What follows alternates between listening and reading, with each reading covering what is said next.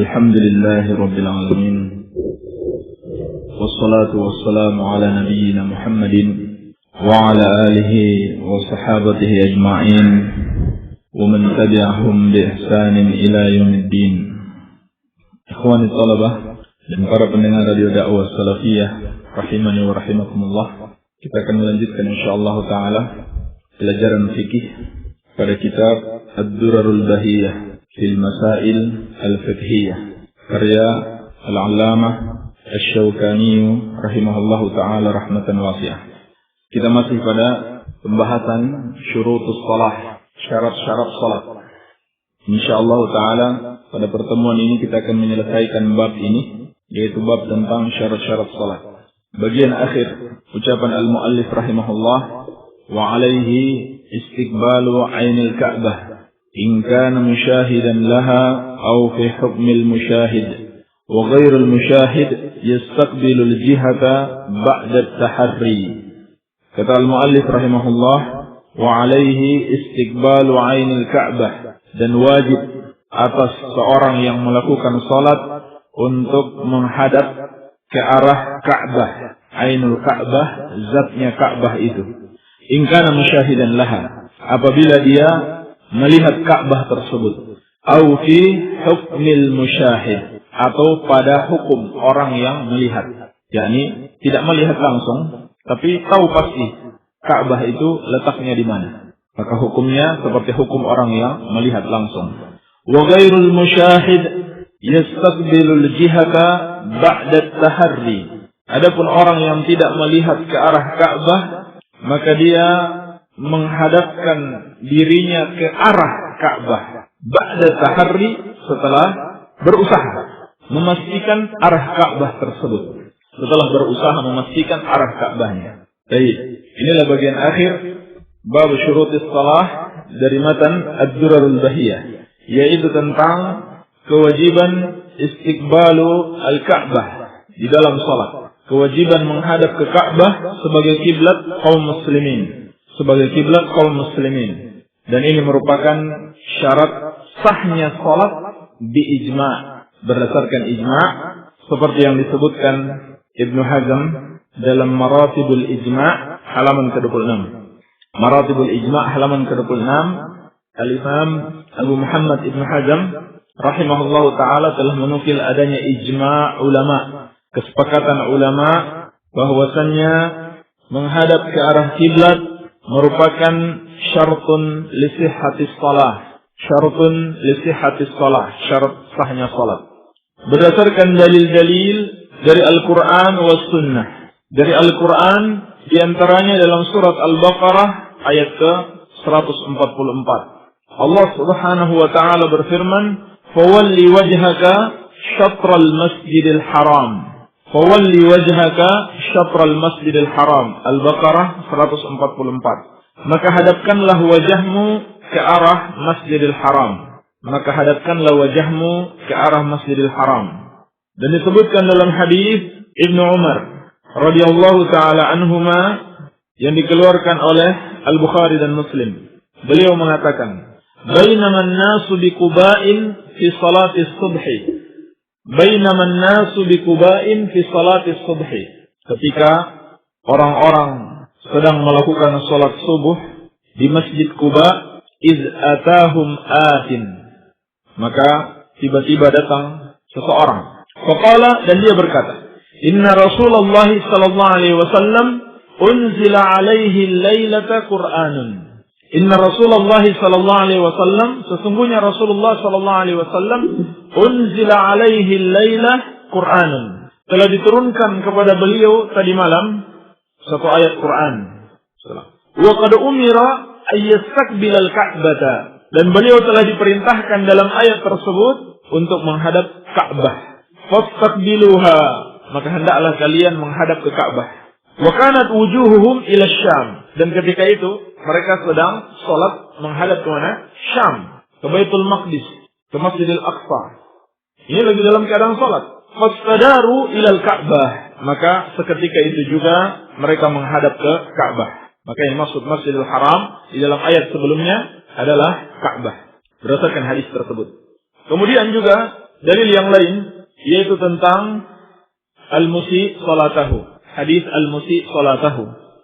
Hadis Abi Hurairah radhiyallahu anhu juga dikeluarkan oleh Al-Bukhari dan Muslim. Apa kata Nabi sallallahu alaihi wasallam kepada al-musi salatahu, orang yang salah dalam salatnya? Idza qumta ila sholati, apabila engkau hendak melakukan salat, fa asbigil wudu'a, maka sempurnakanlah wudu. Tsumma istaqbilil qiblata fakabbir. Kemudian menghadaplah ke kiblat lalu bertakbirlah. Idza qumta ila sholati fa asbigil wudu'a tsumma istaqbilil qiblata fakabbir. Kalau kamu mau melakukan salat, maka sempurnakanlah wudu, kemudian menghadaplah ke kiblat lalu bertakbir. Di sini ada faedah, tidak ada ucapan niat. Ucapan yang pertama, fakabbir. Kata Nabi sallallahu alaihi wasallam, hendaklah bertakbir. Inilah maksud Imam Syafi'i rahimahullah ketika beliau mengatakan tidak sah salat kecuali dengan ucapan. Maksudnya ucapan takbir, tetapi oleh sebagian ulama Syafi'iyah dipahami sebagai ucapan niat dan dibantah oleh ulama Syafi'iyah yang lainnya. Maka ini dalil wajibnya menghadap ke kiblat dan dia termasuk daripada syartun li sihhatis shalah. Baik. Dan di sini al-muallif Asy-Syaukani rahimahullahu taala menjelaskan ada dua bentuk orang yang menghadap ke kiblat.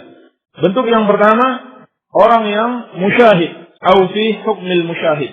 Orang yang menyaksikan Ka'bah, melihat dengan mata kepala atau pada hukumnya. Misalkan orang yang buta, tapi ada penuntunnya yang mengarahkan. Ka'bah itu arahnya ke sana, maka dia hukum seperti orang yang melihat.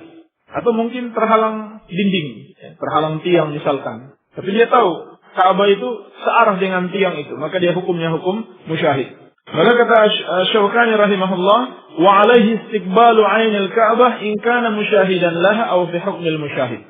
Wajib atas seorang yang melakukan salat untuk menghadap kiblat apabila dia menyaksikan kiblat tersebut, dia melihat langsung dengan mata kepalanya atau orang yang seperti dia pada hukum dia. Baik. Maka yang seperti ini wajib dia menghadap ke Ka'bah. Wajib dia menghadap ke Ka'bah. Tidak boleh sedikit pun dia bergeser dari arah Ka'bah. Tidak boleh sedikit pun dia bergeser dari arah Ka'bah. Wajib baginya menghadap ke arah Ka'bah. Baik. Ini yang pertama. Bentuk yang kedua kata Asy-Syaukani rahimahullah, wa ghairul musyahid yastaqbilul jihata ba'da taharri. Adapun orang yang tidak menyaksikan Ka'bah dan juga bukan pula pada hukum orang yang menyaksikan, maka cukup baginya yastaqbilul jihah, menghadap ke arah Ka'bah. Misalkan arah Ka'bah ke timur, dia menghadap ke timur. Kalau dia di negeri tertentu Ka'bahnya ke arah barat, cukup dia menghadap ke arah barat. Iya. Tetapi ba'da taharri, setelah dia berusaha untuk memastikan arah kiblat. Dan alhamdulillah di negeri kita departemen terkait itu memperhatikan masalah ini dan mereka memastikan arah kiblat yang benar. Dan tidak ada masalah dengan menggunakan kompas atau alat-alat modern, tidak ada masalah. Pokoknya dia berusaha semampunya untuk memastikan arahnya sudah searah dengan arah kiblat. Walaupun dia tidak tepat mengarah ke kiblat, tidak ada masalah. Kenapa? Karena la yukallifullahu nafsan illa wus'aha. Allah tidak membebani seseorang kecuali sesuai kemampuannya. Dan juga dapat dipahami dari sabda Nabi sallallahu alaihi wasallam, la tastaqbilul qiblata wa la tastadbiruha bi baulin aw gha'itin. Jangan kalian menghadap ke kiblat dan jangan pula kalian membelakanginya ketika kencing atau ketika buang air besar. Ini hadis sudah kita sebutkan dalam permasalahan taharah. Walakin syarriku aw gharribu. Tetapi hendaklah menghadap ke timur atau menghadap ke barat. Hendaklah menghadap ke timur atau menghadap ke barat. Artinya kiblat itu Ahlul Madinah ketika itu antara timur dan barat. Antara timur dan barat. yakni ke arah mana ya? Utara atau selatan? Utara ya? Baik. Ke arah utara.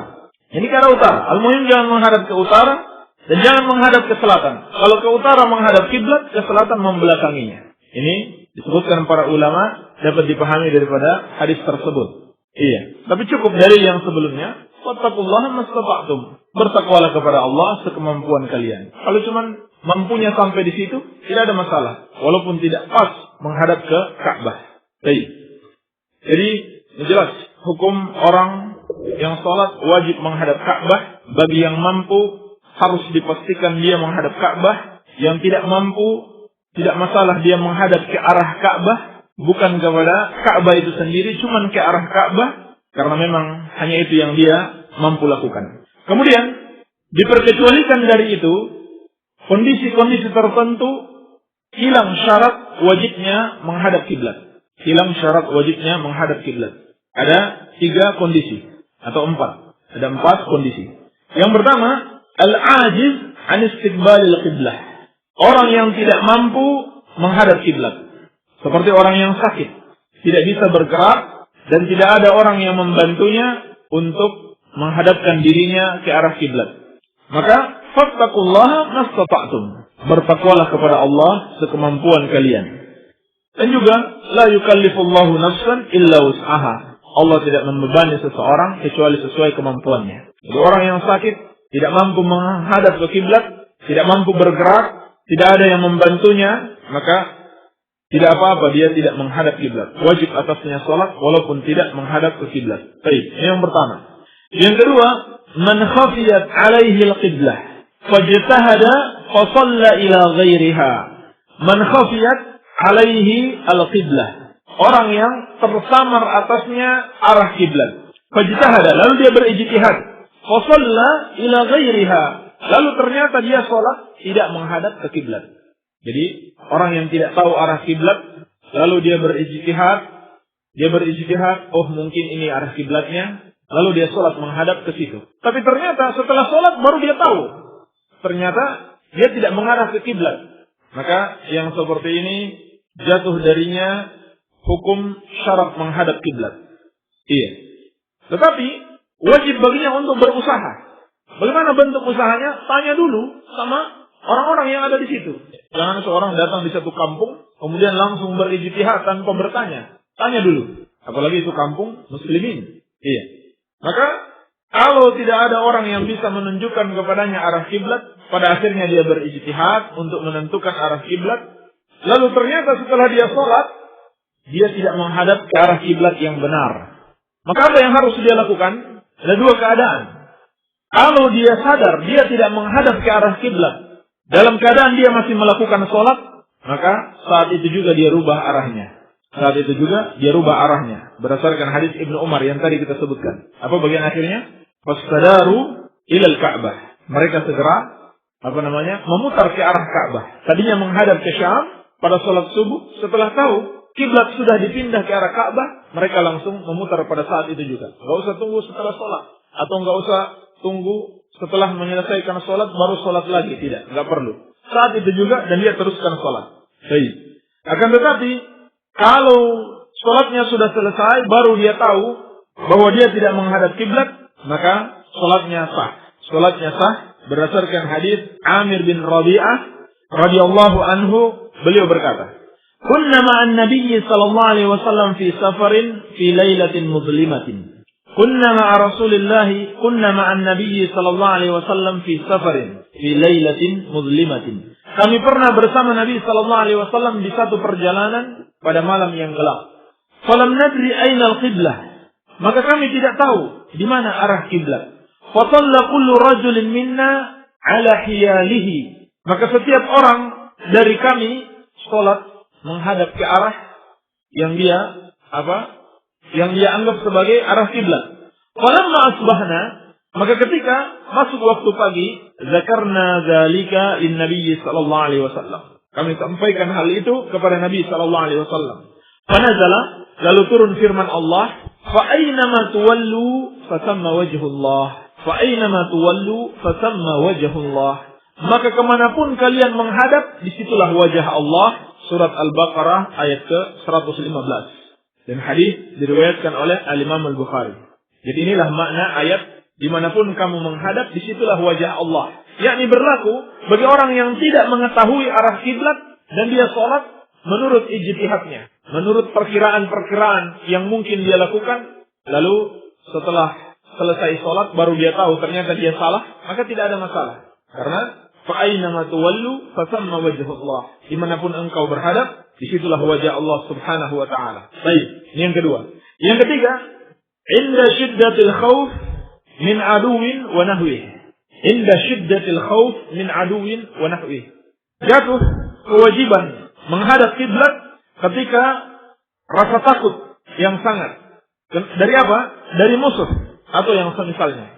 Ketika rasa takut yang sangat dari musuh atau yang semisalnya. Maka Allah Subhanahu wa taala berfirman dalam surat Al-Baqarah ayat 238 sampai 239. Hafizu 'ala shalawati was salatil wusta wa qumu lillahi qanitin. Wa qumu lillahi qanitin fa in khiftum farijalan aw rukbanan. Jagalah salat dan jagalah salat wusta, salat asar. Dan berdirilah menghadap Allah dalam keadaan taat kepadanya. Fa in khiftum, maka apabila kalian dalam keadaan takut, farijalan aw rukbanan, maka salatlah sambil berjalan atau berkendara. Dijelaskan oleh Ibnu Umar radhiyallahu taala anhuma sebagaimana dalam riwayat Al-Bukhari. Hadis Amir bin Rabi'ah tadi dalam riwayat Tirmidzi dan disahihkan oleh Syekh Al-Albani dalam Al-Irwa. Ini hadis Amir bin Rabi'ah tadi tentang sahabat yang melakukan safar dalam perjalanan. Adapun yang riwayat Bukhari adalah hadis berikut ini, yaitu hadis Ibnu Umar yang menjelaskan tentang salat dalam keadaan takut.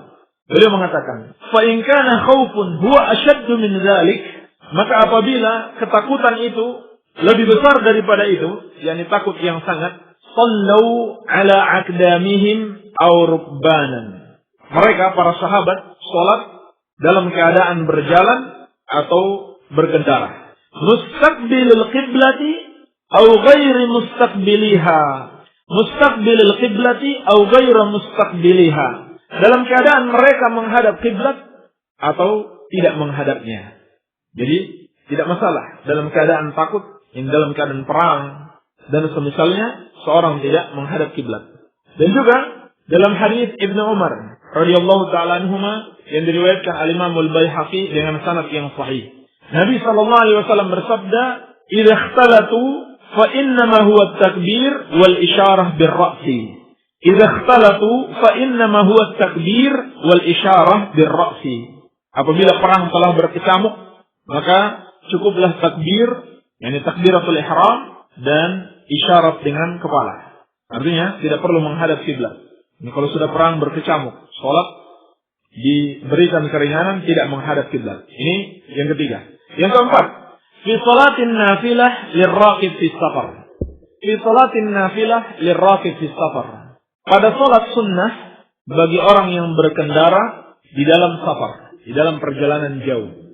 Maka boleh bagi musafir yang melakukan salat sunnah di atas kendaraannya, apakah di mobil, di pesawat, di kapal, atau di hewan tunggangan. Boleh dia melakukan salat sunnah tanpa harus menghadap kiblat. Salat sunnah. Kalau salat wajib tidak boleh, harus turun dari kendaraan tersebut. Harus turun dari kendaraan tersebut kalau memungkinkan untuk turun. Tapi kalau tidak memungkinkan, maka hendaklah dia berusaha menghadap kiblat. Kalau tidak memungkinkan juga, maka boleh dia salat menghadap kemana saja. Ini salat wajib. Tapi kalau salat sunnah tidak ada masalah. Kalau seorang salat sunnah dalam keadaan tidak menghadap kiblat. Banyak hadis yang menjelaskan hal tersebut. Di antaranya dalam riwayat Bukhari dan Muslim. Dalam riwayat Bukhari dan Muslim dari Ibnu Umar radhiyallahu taala anhuma. Beliau menceritakan, "Kana Rasulullah sallallahu alaihi wasallam yusabbih, yakni yusalli." Rasulullah sallallahu alaihi wasallam melakukan salat ala rahilah, di atas kendaraannya. Qibala ayyi wajhin tawajjaha, ke arah mana saja kendaraannya itu menghadap. Wa yutiru 'alaiha, dan Nabi sallallahu alaihi wasallam melakukan witir di atas kendaraannya. Ghaira annahu la yusalli 'alaiha al-maktubah. Akan tetapi Nabi sallallahu alaihi wasallam tidak melakukan salat wajib di atas kendaraannya. Ini jelas. Dan juga dalam hadis yang lain, dari Jabir bin Abdullah radhiyallahu taala anhuma yang diriwayatkan oleh Al-Bukhari. Karena Rasulullah sallallahu alaihi wasallam yusalli ala rahilatihi haitsu tawajjahat. Rasulullah sallallahu alaihi wasallam pernah salat di atas kendaraannya kemana saja kendaraan itu menghadap. Fa idza arada al-fariidata nazala fastaqbala al-qiblata. Maka apabila Nabi Shallallahu Alaihi Wasallam ingin melakukan sholat wajib, beliau turun dari kendaraannya lalu menghadap ke arah kiblat. Baik. Jadi ini khusus sholat sunnah. Adapun sholat wajib harus turun dari kendaraan. Akan tetapi hendaklah ketika memulai sholat diusahakan kendaraan itu menghadap kiblat. Kalau bisa. Nanti setelah itu dia mau berjalan kemanapun tidak ada masalah. Seperti dalam hadis Anas bin Malik yang diriwayatkan oleh Imam Abu Daud dan disahihkan oleh Syekh Al-Albani. Beliau menceritakan, "Anna Nabiy sallallahu alaihi wasallam kana idza arada an yatatawwa'a 'ala naqatihi istaqbala biha al-qiblata fakabbar." Kata Anas bin Malik, bahwasannya Nabi sallallahu alaihi wasallam apabila ingin melakukan salat sunnah di atas untanya, beliau hadapkan unta tersebut ke arah kiblat lalu beliau bertakbir. Tsumma shalla haitsu wajjahahu rikabuhu. Kemudian beliau salat kemana saja kendaraannya itu menghadap, maka tidak ada masalah. Baik. Permasalahan apabila seorang naik kendaraan untuk menuju ke suatu tempat, melakukan safar. Misalkan dia berangkat ba'da zuhur, belum sholat asar. Lalu dia tidak bisa menghentikan kendaraannya. Apakah dia sholat di kendaraan tersebut atau nanti setelah sampai di tempat tujuan? Pernah ditanyakan kepada Syekh Ibn Baz rahimahullah, maka beliau mengatakan kalau dipastikan atau perkiraan yang kuat bisa sampai di tempat tujuan sebelum waktu sholat asar itu habis, maka tunggu nanti sampai di tujuan. Ini kalau kendaraan nggak bisa berhenti ya, seperti pesawat, nggak bisa berhenti pesawat untuk sholat. Atau mungkin naik bis, supirnya nggak mau berhenti, nggak mau mengerti. Ini harus dinasihati sopir-sopir ini berhenti untuk sholat. Tapi alhamdulillah pada umumnya berhenti untuk istirahat makan sekalian sholat. Maka diperkirakan kalau dia bisa sampai di tempat tujuan sebelum waktu asar itu habis, tunggu waktunya sampai. Tunggu dia tunda sholatnya sampai dia tiba di tempat tujuan. Untuk apa? Agar dia bisa menghadap kiblat, dan bisa sholat dengan sempurna. Tetapi kalau perkiraannya sampai di tempat tujuan waktu sholat akan habis, maka dia sholat di kendaraan tersebut dalam keadaan bagaimanapun. Kenapa? Karena waktu adalah kewajiban sholat atau syarat sholat yang paling kuat, yang paling penting. Inna sholata kanat 'alal mu'minina kitaban mawqutah. Baik. Alhamdulillah kita telah selesai dari bab syurutus shalah. Ada beberapa pertanyaan yang masuk. Qadarullah, tinggalan kertasnya. Dan insyaallah taala pertanyaan yang masuk kita jawab besok. Baik, pertanyaan yang masuk. Assalamualaikum Ustaz. Waalaikumsalam. Apa boleh seorang perempuan pakai bulu mata palsu? Karena banyak wanita dari kaum muslimin yang suka pakai bulu mata palsu. Terima kasih. Ini hukumnya haram, bahkan termasuk dosa besar. Karena dalam hadis Abi Hurairah radhiyallahu anhu yang diriwayatkan oleh Imam Al-Bukhari dari Nabi sallallahu alaihi wasallam, beliau berkata, "La'anallahu al-wasilah wal mustawsilah wal washimah wal mustawshimah." Allah Subhanahu wa taala melaknat wanita yang menyambung dan minta disambung. Ini pelaku dan orang yang disambung rambutnya. Dan ini mencakup rambut kepala dan rambut apapun. Wal washima wal mustawshimah. Allah Subhanahu wa taala juga melaknat wanita yang bertato dan minta ditato. Ini dua-duanya, ya, seperti wanita-wanita yang kerja di salon yang suka menyambung-nyambung rambut dan orang yang memintanya sama saja. Ini terlaknat, ini termasuk dosa besar. Baik. Assalamualaikum Ustaz. Waalaikumsalam. Pak Kiai mengatakan itu di surat 5 ayat 35. Ini surat Al-Maidah ayat ke-35, dianjurkan carilah jalan untuk yang mendekatkan diri kepada Allah, yaitu ada yang lewat tarekat Naqsyabandi, Safari Qadariyah. Itu yang menjadi tawakal kepada Allah. Yang saya tanya Ustaz, apa betul itu? Mohon dijawab. Itu tidak betul. Kalau yang dimaksud dalam ayat tersebut adalah tarekat-tarekat, baik Naqsyabandiyah, Satariyah, Qadiriyah dan yang lainnya. Tetapi yang dimaksud adalah dengan melakukan ketaatan kepada Allah Subhanahu wa taala sesuai petunjuk Rasulullah sallallahu alaihi wasallam. Adapun ayat yang dimaksud adalah firman Allah Subhanahu wa taala, "Ya ayyuhalladzina amanu taqullaha wabtagu ilaihil wasilah. Wahai orang-orang yang beriman, bertakwalah kepada Allah, wabtagu ilaihil wasilah. Dan carilah wasilah kepada Allah. Lakukanlah suatu wasilah kepada Allah Subhanahu wa ta'ala. Maka dalam pertanyaan ini katanya wasilah yang dimaksud adalah apa? Tarekat-tarekat.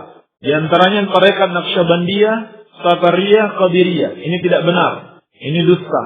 Bahkan tarekat-tarekat itu adalah jalan yang sesat, yang tidak akan mendekatkan diri seseorang kepada Allah, malah semakin menjauhkan dia dari Allah Subhanahu wa ta'ala. Kalau begitu apa makna wasilah dalam ayat ini? Maka kita harus membaca keterangan para ulama Ahlus Sunnah wal Jamaah, terutama ulama dari kalangan sahabat. Seperti yang dikutip Ibnu Katsir rahimahullah dalam tafsirnya dari Ibnu Abbas, al-wasilah ay al-qurbah. Al-wasilah itu adalah al-qurbah. Apa itu al-qurbah? Amalan ketaatan kepada Allah Subhanahu wa ta'ala. Jadi untuk mendekatkan diri kepada Allah dengan mengamalkan amalan-amalan ketaatan kepada Allah Subhanahu wa ta'ala. Ini maksudnya al-qurbah. Ini maksudnya dengan al-wasilah. Kalau mengikuti penafsiran sembarang orang atau setiap orang boleh menafsirkan ayat tersebut, maka akan muncul penafsiran-penafsiran yang menyimpang. Oleh karena itu penting sekali kita merujuk kepada para ulama Ahlus Sunnah wal Jamaah, terutama ulama dari kalangan sahabat, tentang makna-makna ayat dalam Al-Quran. Bismillah, apakah gambar panda dan Hello Kitty dibolehkan? Tidak boleh, sama saja. Ini termasuk gambar bernyawa. Assalamualaikum Ustaz. Waalaikumsalam. Ada kalimat fitnah itu lebih kejam dari pembunuhan. Ustaz, makna dari kata fitnah itu sendiri apa? Ini pertanyaan yang bagus. Ini harus diluruskan kesalahan pemahaman. Fitnah dalam bahasa Indonesia berbeda dengan bahasa dalam Al-Quranul Karim atau bahasa syariat. Kalau bahasa syariat fitnah itu macam-macam. Adapun fitnah itu lebih kejam dari pembunuhan, itu diambil dari ayat. Al-fitnatu asyaddu minal qatl. Itu ayat Al-Quran.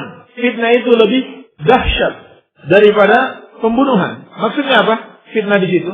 Apakah maksudnya memfitnah orang seperti makna dalam bahasa Indonesia? Bukan itu. Kalau itu pembunuhan lebih kejam. Ya? Pembunuhan jelas lebih kejam daripada sekedar memfitnah orang. Tapi fitnah yang dimaksud di situ adalah asyirk. Perbuatan syirik, perbuatan menyekutukan Allah Subhanahu wa ta'ala. Dari mana kita tahu? Dari keterangan para sahabat, dari keterangan para imam Ahlus Sunnah wal Jamaah. Maka ini kembali mengingatkan kita bahwasanya memahami Al-Quran tidak cukup dengan makna bahasa yang kita ketahui, apalagi bukan bahasa Arab, tapi bahasa Indonesia.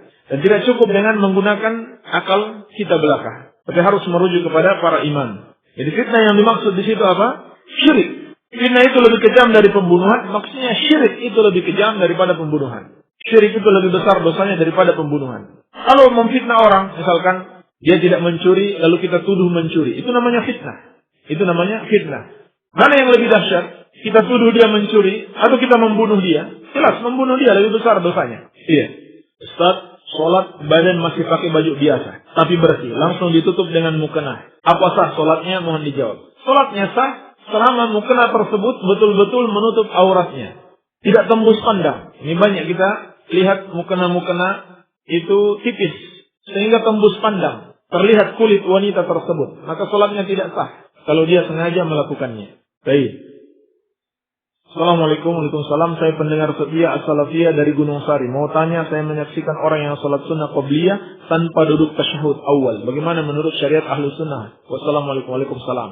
Barangkali maksudnya tanpa duduk tawarruk, ataupun duduk iftirash. Tidak ada masalah. Duduk iftirash di dalam sholat sunnah 2 rakaat termasuk sunnah. Termasuk sunnah. Kalau seorang duduk tawarruk, sholatnya sah. Tetapi dia meninggalkan sunnah. Assalamualaikum. Waalaikumsalam. Apa hukumnya orang yang merokok di masjid? Dosanya berlipat ganda. Dosanya berlipat ganda. Pertama, merokok itu sudah merupakan dosa, perbuatan yang haram. Yang kedua, dia lakukan di rumah Allah, berbuat dosa di rumah Allah. Yang ketiga, dia menzalimi hamba-hamba Allah, baik dari kalangan malaikat yang beribadah di masjid maupun dari kalangan manusia. Bismillah Ustaz, apa syarat-syarat nikah siri? Jazakallahu khair. Nikah siri itu kalau kita lihat di masyarakat yang dimaksud nikah siri itu ada 2 bentuk. Bentuk yang pertama, nikah diam-diam tanpa dicatatkan pada catatan pemerintah, tanpa dilaporkan kepada pemerintah. Tetapi menurut syariat dia telah memenuhi syarat-syarat. Di antaranya kewajiban memberikan mahar kepada istri. adanya wali dari calon istri, adanya 2 orang saksi. Maka apabila terpenuhi syarat-syarat ini, nikahnya sah, tapi dia berdosa karena menyelisihi aturan pemerintah kaum muslimin yang tidak bertentangan dengan syariat. Ini bentuk yang pertama. Sah, tapi berdosa dari sisi lain, yaitu dari sisi tidak taat kepada pemerintah kaum muslimin. Bentuk yang kedua yang mereka sebut nikah siri, tidak diketahui oleh orang tuanya. Artinya tidak ada wali dari orang tuanya, walinya yang sah. Maka ini tidak sah. Bahkan meskipun dicatatkan di pemerintahan, ya bisa saja dia bersepakat dengan pencatat nikah di kampung. Padahal orang tua wanita di kampung seberang tidak mengetahui anaknya sudah menikah. Maka ini tidak sah. Ini tidak sah. Seperti yang dilakukan orang-orang Syiah. Yang dilakukan orang-orang Syiah di Bandung. Ini banyak di Bandung. Anak-anak muda masih kuliah, pengen nikah, belum diizinkan sama orang tuanya. Apa solusinya? Ya sudah, nikah mut'ah saja. Nikah kontrak selama kuliah saja. Itu pun tanpa diketahui orang tuanya. Nikah siri. Jadi sudah 2 kesalahan. Nikah siri tanpa diketahui walinya, tanpa adanya wali. Dan juga nikahnya nikah kontrak. Ini hukumnya haram. Maka hati-hati. Siapa yang punya anak kuliah di Bandung atau di kota-kota besar lainnya, peringatkan bahaya Syiah. Bahaya agama Syiah. Ini bukan agama Islam, agama Syiah, agama tersendiri. Cuman mengaku Islam. Iya. Apakah berdosa orang yang sengaja mendengarkan kajian salafi, tetapi bukan untuk mengambil pelajaran dan mencari kebenaran, tetapi untuk membantah dan mencari kesalahan? Bagaimana orang-orang yang bermanhaj salaf berdalil? Sesungguhnya mendengarkan nasihat adalah untuk mengambil manfaat. Allah Subhanahu wa taala berfirman, "Wa dzakir fa inna dzikra tanfa'ul mu'minin." Dan berilah peringatan, karena peringatan itu bermanfaat bagi orang-orang yang beriman. Maka termasuk kesalahan kalau seorang mendengarkan nasihat saudaranya bukan untuk mengambil manfaatnya, justru sebaliknya dia mencari-cari kesalahan, mencari aib-aib saudaranya. Maka ini kesalahan. Bagaimana cara membantah syubhat orang yang berdalil dengan menggunakan Al-Quran dan As-Sunnah saja, tidak mau mengambil penjelasan para ulama? Karena menurut mereka kalau kita beragama langsung dari Al-Quran dan As-Sunnah, itu seperti kita mengambil air langsung dari sumbernya, masih jernih dan murni. Akan tetapi kalau kita mengambil dari paham para ulama, maka air tersebut sudah banyak tercampuri. Bahkan bisa jadi air tersebut sudah kotor karena banyaknya campuran. Ini salah. Ini logika yang tidak benar. Iya. Pertama, katakan kepadanya, Allah Subhanahu wa taala sendiri dalam Al-Quran memerintahkan untuk bertanya kepada para ulama. Was'alu ahla dzikri in kuntum la ta'lamun. Maka bertanyalah kepada ahlul dzikr, kepada orang yang memahami Al-Quran. Jadi ini sudah perintah Allah di dalam Al-Quran. Demikian pula dalil-dalil yang mewajibkan untuk merujuk kepada para sahabat dari Al-Quran wa Sunnah sangat banyak sekali. Jadi kalau dia berusaha memahami Al-Quran sendiri tanpa merujuk kepada para ulama, berarti dia sudah menyelisihi Al-Quran dan Sunnah itu sendiri. Karena Allah dan Rasulnya memerintahkan untuk merujuk kepada para ulama, terutama dari kalangan sahabat. Terutama dari kalangan sahabat radhiyallahu ta'ala anhum ajma'in. Ini yang pertama. Katakan kepada dia, apa yang dia lakukan itu justru bertentangan dengan Al-Quran dan Sunnah itu sendiri. Yang kedua, kalau setiap orang boleh mengambil langsung dari Al-Quran dan Sunnah, kemudian dia memahaminya dengan pemahaman sendiri, maka pemahaman siapa yang benar kalau begitu? Kalau ada 10 orang, bisa jadi 10 orang mengambil langsung dari Al-Quran dan Sunnah, dan mereka memahami dengan pemahaman yang berbeda-beda. 10 orang 10 pemahaman, 1000 orang 1000 pemahaman. Kalau begitu pemahaman siapa yang mau kita ambil? Jadi sama saja. Orang yang tidak mengambil pemahaman dari para ulama, berarti dia akan terjebak pada apa? Pada pemahamannya sendiri. Itu sama saja, sudah tidak murni, sudah kotor, sudah banyak campuran. Iya. Jadi kalau di zaman kita saja, atau di zaman para sahabat, mungkin ada orang yang salah. Ini kalau menurut pertanyaannya, kalau diambil pada para ulama katanya, sudah tidak murni, sudah banyak kotoran, sudah tercampur. Itu kalau pemahaman ulama, kalau logikanya seperti itu. Bagaimana kalau pemahamannya dia lebih kotor lagi? Pemahamannya dia yang tidak didukung oleh ilmu syar'i, maka akan lebih kotor lagi, lebih banyak campurannya. Iya. Jadi ini tidak benar. Dan tadi kita sudah sebutkan contoh-contoh bagaimana mereka salah dalam memahami ayat Al-Quran, seperti tarekat Naqsyabandiyah, Satariyah, Qadiriyah tadi. Dia memahami apa kata wasilah dalam surat Al-Maidah ayat ke-35. Wabtagu ilaihil wasilah, dan carilah wasilah untuk menuju kepada Allah, untuk mendekat kepada Allah. Apa yang maksud dengan wasilah di situ? Tarekat Naqsyabandiyah menafsirkan wasilah itu ya tarekat kita. Tarekat yang lain menafsirkan ya tarekat kita. Lalu tarekat siapa yang mau diikuti? Maka demikian akan terjadi penyimpangan-penyimpangan. Baik. Dan contoh yang lain, fitnah itu lebih kejam daripada pembunuhan. Dari mana mereka dapatkan pemahaman seperti itu? Karena tidak merujuk kepada para ulama. Iya. Adakah dalil tentang keutamaan surat Al-Mulk? Karena ada di sebagian masjid di daerah saya yang ustadz penceramahnya orang Persis, yang mana ustadz tersebut setiap kali kajian, setiap pekan, selalu kajiannya dimulai dulu dengan pembacaan surat Al-Mulk. Saya tidak tahu dalilnya. Tanyakan kepada ustadz tersebut, apa dalilnya? Sepanjang yang saya ketahui tidak ada dalilnya, maka itu termasuk mengada-ngada di dalam agama. Baik, masih ada beberapa pertanyaan, tapi waktu kita sudah habis. InsyaAllah ta'ala kita jawab pada kesempatan yang akan datang. Istirahat sebentar, kemudian kita lanjutkan dengan usul fikih. Subhanaka Allahumma bihamdika, asyhadu an la ilaha illa anta, astaghfiruka wa atubu ilaik. Wa sallallahu ala nabiyyina Muhammadin wa alihi wa sallam. Wa akhiru da'wana alhamdulillahi rabbil alamin.